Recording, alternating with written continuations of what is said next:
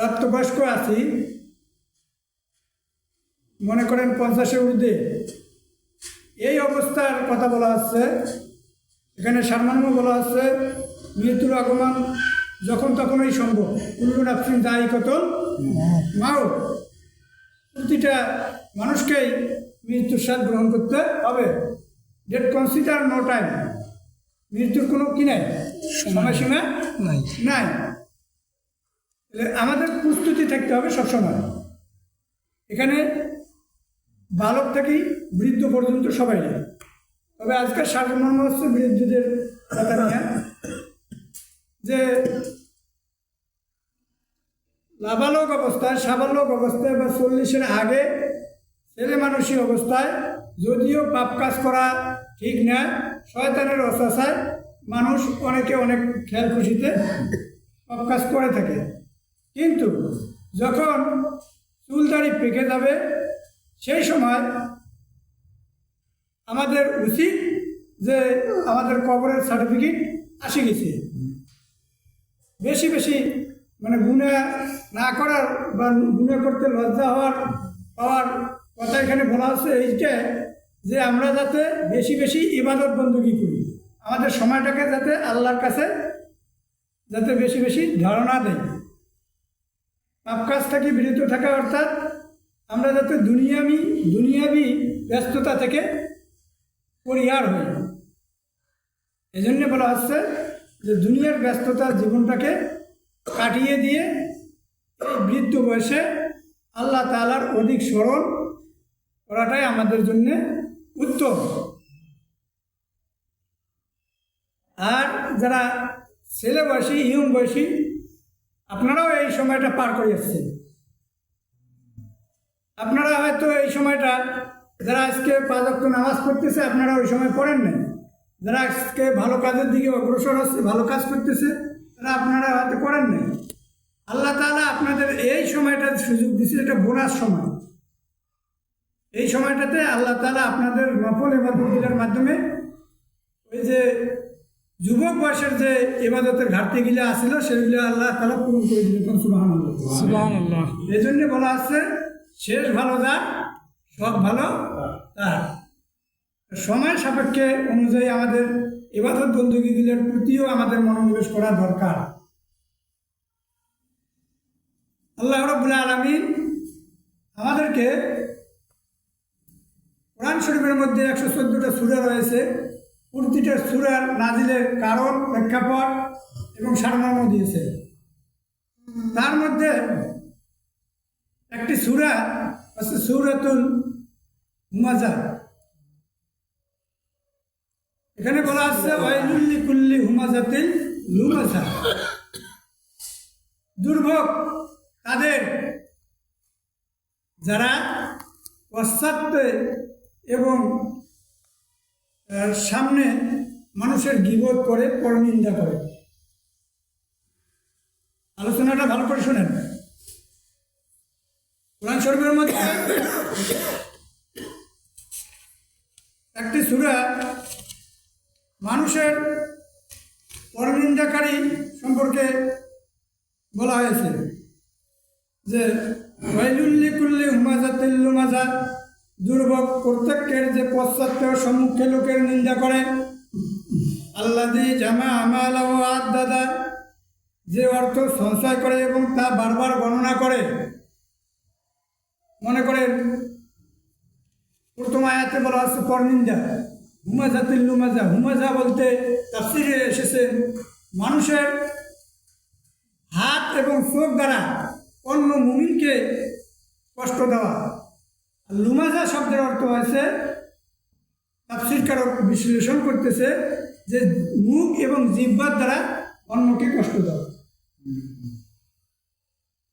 মুখ এবং জিহ্বার দ্বারা কষ্ট দেওয়া এটাই যে উপস্থিত লোক নাই তার সমালোচনা করা, বা উপস্থিত আছে তাকে ছোট করে কথা বলা, তার একটা দোষ আছে সেই দোষটা তুলে ধরা, তাকে গোপনে সংশোধন করার চেষ্টা করা। এটা হচ্ছে মুমিনের বৈশিষ্ট্য। আর শয়তানের বৈশিষ্ট্য হচ্ছে কি, যে তার দোষটা আছে যাতে মানুষের কাছে প্রকাশ করে দেয়। ছোট হোক, আল্লাহ তাআলা বলতেছে যে এক মুমিন আর এক মুমিনের দোষ ত্রুটি গোপন রাখলো, কিয়ামতের দিন আমি তার দোষ ত্রুটি গোপন রাখবো। কোন সুবহানাল্লাহ, সুবহানাল্লাহ।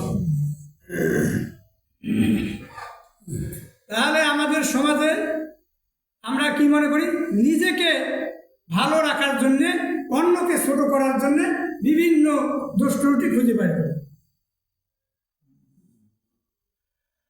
এই জন্যে বলা হচ্ছে একজন দুইজন ব্যক্তি পরস্পর, একজন আবেদ ব্যক্তি ইবাদত বন্দেগী করছে, 5 ওয়াক্ত নামাজ পড়ছে প্রতিবেশী, আর এক প্রতিবেশী ওই নামাজ কালাম পড়ে নাই। তাকে এই ব্যক্তিটার উচিত ছিল তাকে সুন্দরভাবে কথা বলে নামাজের দিকে ধাবিত করা, কিন্তু সেটা না করিয়া এ নিজে নিজে নামাজ পড়ে আর গর্ববোধ করে যে ওই শালা তো নামাজ পড়ে না, আর কি অবস্থা হইল, তো জাহান্নাম। নাউজুবিল্লাহ। কোনো এক সময় দুই ব্যক্তির মধ্যে কোনো কাজ বা কথা নিয়ে তর্কাতর্কি হচ্ছে। এখন আবেদকারী ব্যক্তি, ইবাদত বন্দেগীকারী ব্যক্তি ওই ব্যক্তিকে বলতেছে, এই তুই তো জাহান্নামী, তুই তো জাহান্নাম যাবি, আল্লাহর ইবাদত বন্দেগী করিন না, নামাজ কালাম করিন না, তোর কথার কোনো দাম আছে? আল্লাহ তাআলা তার কথাটাকে উল্টাইয়া দিলেন, বললেন যে তুমি যে ইবাদত বন্দেগী করো আমার সন্তুষ্টির জন্যই করো, কিন্তু আমার হুকুম হচ্ছে যারা না বুঝে ইবাদত বন্দেগী করে না তাদেরকে বুঝে আনো, তাদেরকে আমার ইবাদতের দিকে ধাবিত করা। কিন্তু তুমি ডাইরেক্ট ওকে বলে দিলে যে তুমি জাহান্নামী। জান্নাত এবং জাহান্নাম কার? মানুষের সৃষ্টি। আমরা যে ইবাদত বন্দেগী করতেছি, আমাদের ইবাদত বন্দেগীটা আল্লাহ তাআলা কবুল করতেছেন কি করতেছেন না সেটা আমরা বলতে পারি, কিন্তু আমরা জবাব দিতে পারবো যে পৃথিবীর মধ্যে দিনের মধ্যে 24 ঘন্টার মধ্যে 1 ঘন্টা হইলো আল্লাহ তাআলা তোমার হুকুম পালন করার চেষ্টা করছে।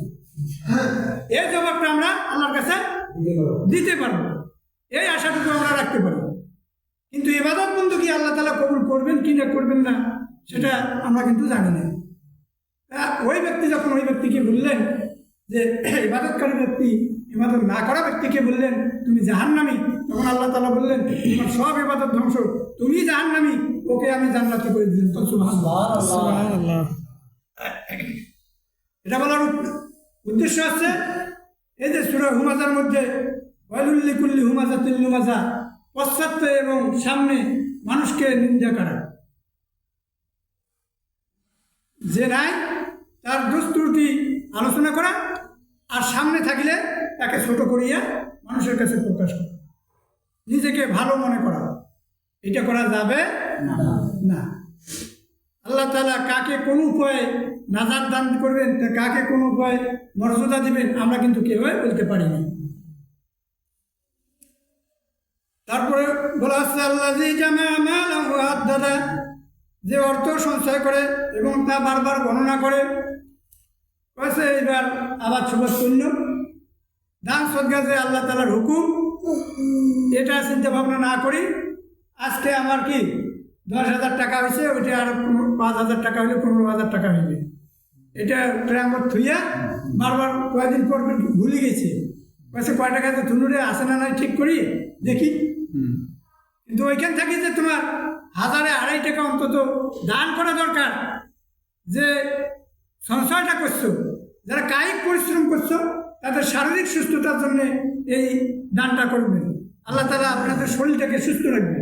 যারা কৃষি আবাদ সবাদ করিয়া অর্থ উপার্জন করছেন সেখান থেকে আপনারা দান সদকা করবেন, কিন্তু সেটা না করিয়া সম্পূর্ণটা কি হয়েছে আর গোছাইছি। তারপরে বলা হচ্ছে ইয়াহসাবু আন্না মালাহু আখলাদা, সে ধারণা করে আমার এই অর্থ সম্পদ আমাকে কি চিরস্থায়ী করে রাখবে, আমার এই অর্থ সম্পদ চিরস্থায়ী করে রাখবে। কাল্লা লা ইউনবাযান্না ফিল হুতামা, আল্লাহ তাআলা আল্লাহর নবীকে বললেন ওই সব লোকদেরকে জানিয়ে দাও তোমরা যে অর্থ সম্পদ উপার্জন করেছো, সেসব অর্থ সম্পদ বারবার গণনা করতেছো আর মনে আনন্দ নিতেছো যে তোমাদের অর্থ সম্পদ তোমাদেরকে চিরস্থায়ী করে রাখবে, তুমি তাদেরকে বলে দাও যে লাইন বাজান্না ফিল হুতামা, তারা অবশ্যই হুতামা নামক জায়গায় নিক্ষিপ্ত হবে। নাউজুবিল্লাহ বলে নাউজুবিল্লাহ। বলা হচ্ছে আমা আদরা কামাল হুতামা, হে নবী আপনি কি জানেন হুতামাটা কি? আপনি যে তাদেরকে সংবাদ দিবেন হুতামা তারা নিক্ষিপ্ত হবে। হুতামাটা কি? নারুল্লাহিল মুকদা, এটা হচ্ছে আল্লাহর প্রজ্বলিত আগুন, আগুনের জায়গা, অতি কষ্টের জায়গা। সেখানে তারা কিভাবে নিবেদিত হবে? আল্লাতি তাত্তালিউ আলাল আফইদা, এই আগুন তাদের হৃদয় পর্যন্ত পুড়ে ছারখার করে দেবে। তারা সেখানে সাপোর্ট করবে কিন্তু নড়াচড়ার কোনো বুদ্ধি থাকবে না। এখানে বলা হচ্ছে ইন্নাহা আলাইহিম মুসাদা, নিশ্চয়ই ওদের পরিবেষ্টন করবে এই আগুন চতুর্দিক দিয়ে। সেখানে কিভাবে তারা থাকবে? হি আমাদিম মুমাদ্দাদা, সেখানে তাদেরকে অগ্নি শিখার মধ্যে, অগ্নি বুঝের মধ্যে তাদেরকে শক্ত করে বেঁধে রাখা হবে। নাউজুবিল্লাহ। তাহলে এই সূরার মধ্যে দুইটা শিক্ষণীয় বিষয়, সেটা হচ্ছে মানুষের পরনিন্দা করা যাবে না, নিজেকে বড় বা ভালো মনে করা যাবে না, আর অর্থ সম্পদ অন্যায়ভাবে উপার্জন করিয়া অন্যায়ভাবে রেখে বারবার আমরা সেটাকে গণনা করে রাখবো কিন্তু আল্লাহর রাস্তায় ব্যয় করবো না, এরকম কাজ করা যাবে না। এই দুই ব্যক্তির জন্য আল্লাহ তাআলা হুতামা নামক জাহান্নামে নিক্ষেপ করবে। আল্লাহ তাআলা আমাদেরকে এই হুতামা নামক জাহান্নাম থেকে রক্ষা করুক এবং আমাদের ইবাদত বন্দেগীগুলো আল্লাহ তাআলা কবুল করে নেন, জান্নাতের দিকে আমাদেরকে ধাবিত হওয়ার তৌফিক দান করুক। ওয়া আখিরু দাওয়ানা আলহামদুলিল্লাহি রাব্বিল আলামিন। বারাকাল্লাহু লানা ওয়া লাকুম ফিল কুরআনিল আযীম। আসসালামু আলাইকুম ওয়া রাহমাতুল্লাহ।